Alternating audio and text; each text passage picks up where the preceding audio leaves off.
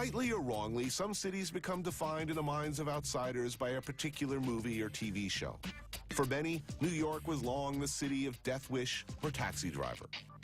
For me, Baltimore is always and forever the city of John Waters' classics like Multiple Maniacs, Female Trouble, Pink Flamingos, and also the setting, subject, and major character all its own of The Wire, the greatest series in the history of television. Cops and killers and everybody in between. Just amazingly real characters, some of them either based on or played by actual real characters. Like this guy, legendary Baltimore homicide detective Jay Landsman, the inspiration for a character named and based on him in The Wire. Landsman is also an actor on the show playing another guy. Did I say legend yet? Since we're on Jay's turf and since cops are supposed to know how to eat, we're visiting a Baltimore classic, Chaps Pit Beef. If I was born down the block, what would I be eating? Pit beef on a roll with onions and tiger sauce. Pit beef is the local idea of barbecue. Grilled instead of slow-cooked over hot smoke, crispy on one side, rare on the other, traditionally served on either rye bread or a Kaiser roll. That for us? Thank you. Oh, that is a thing of beauty. Tiger sauce is basically horseradish and mayo, but an essential component of the pit beef experience. That looks evil in a good way. What do you think? Oh, that's great. Do you plan to expand business-wise? Russia is waiting for you. I think I could help you with some local setup. Don't get in business with this guy, whatever you do. Last time it was Romanian real estate, you know, so. But you know, think about it. Would that be good with vodka? Amazing. Who were the favorite sons of Baltimore, people who made good Oh, here? Cal Ripken, Babe Ruth. See, from an outsider looking in, it would be John Waters and David Simon. Yeah, you know, exactly. I mean, those are two guys who made me want to go to Baltimore. Right. There's just something wonderfully off about Baltimore. It's the small neighborhoods. You can go from the richest area to the poorest area and not travel 10 minutes. I told you when I came in, I've just been rereading Homicide, actually. You know, like a living legend at this point. But that's got to be weird. The painful story of my life and less than distinguished career ended up as 5 episodes of a sitcom on Fox, you know, at the end of which I pretty much wanted to hang myself in the shower. You know, we're looking at a few cities on this show that have been through real problems. You know, what was so up about this place that you had all of these problems? And then, conversely, what's good about Baltimore? What do you love and what keeps you here? Baltimore is it's a big little city. It's a lot of character. At the time that we were having problems with our upsurge in the murder rate, but it wasn't just Baltimore. You had it in New York. It was a big thing, a thing called crack. And it set off a wildfire of street violence. I mean, I saw New York change. It was absolutely ingrained in everybody's mentality. This is the way things are. We're doing the best we can, but it's never going to get any better, ever. But what really gave me reason for real hope, we shot in Medellin recently, in Colombia. And I'm telling you, from the murder capital of the world, you know, absolutely transformed in the space of 5 years. If the citizens are not part of the deal, nothing's going to work. They go in, they get with the people, they increase the police area, they get the city to fix up the area, clean up the area, and they take that area back. And it works. We've seen it work in the areas in Baltimore City. What do you want to be doing in 20 years? I'm not sure I'm going to make policing my career. I'm only going to give it 5 more years, and if it doesn't work out, I'm leaving. Where do you want to retire to, I guess that's what I'm asking. Yeah, I'm not going for it, man. I got too many grandkids. So, born and bred, you're a lifer here? Yeah, I'm a lifer here. Right now, I'm just looking forward to time spent with my family, you know? It was surely a long, strange trip from homicide detective to television character and actor for Jay Landsman. But for Felicia Snoop Pearson, it was an even stranger and more unexpected journey. I tried, and they pushed me back. The system pushed me back into the streets.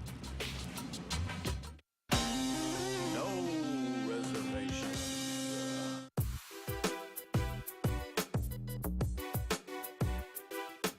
They call it Charm City. But for a lot of people, it wasn't that charming growing up here. So you grew up in this neighborhood? Yes, sir. For what, 28 years now? This is your whole life? Yes, sir. Was this neighborhood always like this? It used to be worse back in the day. How's it getting better? Because you don't hear nobody getting killed because I stepped on your tennis shoe or something. You know, it changed a lot.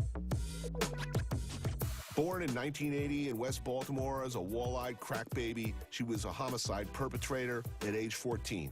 Charged with second-degree murder, she was sentenced to 2 8-year terms to be served consecutively at Jessup. When I was little, before I went to prison, I wanted to do what the big boys did. So that's why I ended up in prison.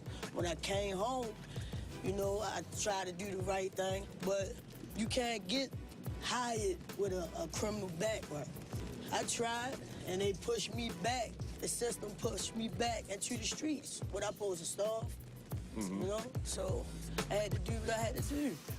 She served 5 years and was released back on the street, allegedly slinging dope, only to end up out of sheer chance playing one of the most chillingly memorable characters on The Wire, a female assassin named, coincidentally and confusingly enough, Snoop Pearson, who author Stephen King called the most terrifying female villain to ever appear in a television series.